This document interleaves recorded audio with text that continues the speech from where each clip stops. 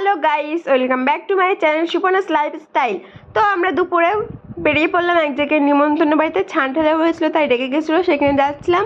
আর বোন লিখছিল, আমি ওকে বললাম যে তাড়াতাড়ি গুছিয়ে নে। তারপরে সেই ইনস্টাগ্রামে ভাইরাল রিলসটার মতো একটু আমি ট্রাই করছিলাম।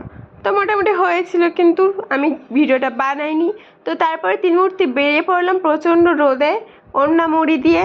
তারপরে বোন বলছিল একটু পায়ের ভিডিও করো, তাই করছিলাম। আর দেখো আমাদের এই রাস্তা, ইটের রাস্তা, অনেক পুরনো এই রাস্তাটা, আমি হওয়ার আগে থেকে এই রাস্তা।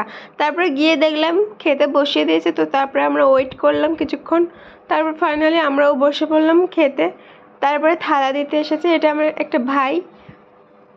তারপরে থালা, গ্লাস, জল সব দিয়ে দিল। তারপরে ভাত দিয়ে দিল।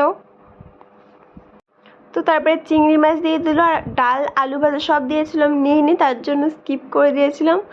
আর শেষে মাংস, চাটনি, পাঁপড়,